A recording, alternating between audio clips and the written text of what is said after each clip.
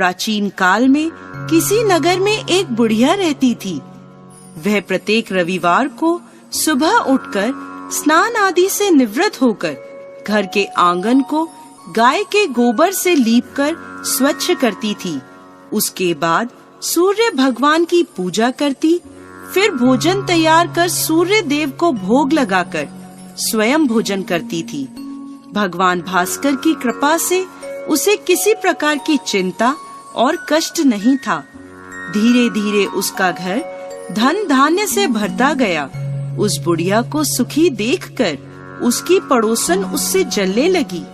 बुढ़िया के पास कोई गाय नहीं थी, अतः रविवार को घर लीपने के लिए वह पड़ोसन के आंगन में बंधी गाय का गोबर लाती थी।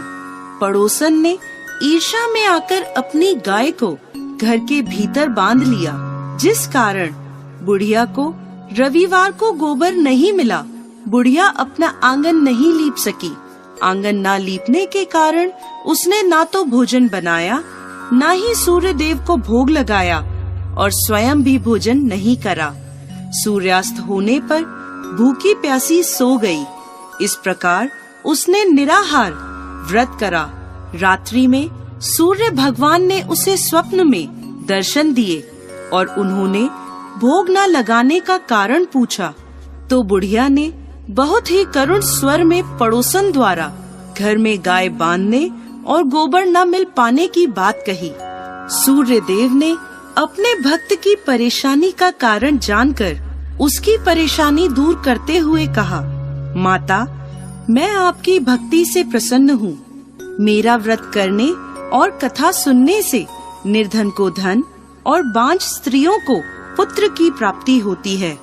इसलिए मैं आपको एक ऐसी गाय देता हूँ जो सभी इच्छाएं पूर्ण करती है।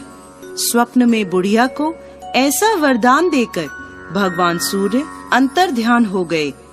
प्रातः काल सूर्योदय से पूर्व उस बुढ़िया की आँख खुली तो अपने घर के आंगन में एक सुंदर गाय को देखकर वह हैरान हो गई।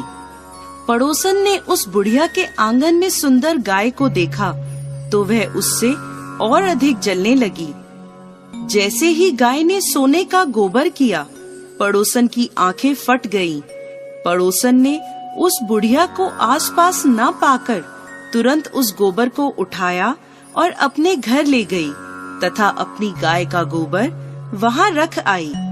बुढ़िया को सोने के गोबर के बारे में पता ही नहीं चला और बुढ़िया पहले की तरह भगवान सूर्य देव का व्रत करती रही और कथा सुनती रही। पड़ोसन की चालाकी देखकर एक दिन सूर्य भगवान ने तेज आंधी चलाई, जिसके कारण बुढ़िया ने गाय को घर के भीतर बांध लिया। सुबह उठकर बुढ़िया ने गाय का गोबर देखा तो उसे बहुत आश्चर्य हुआ।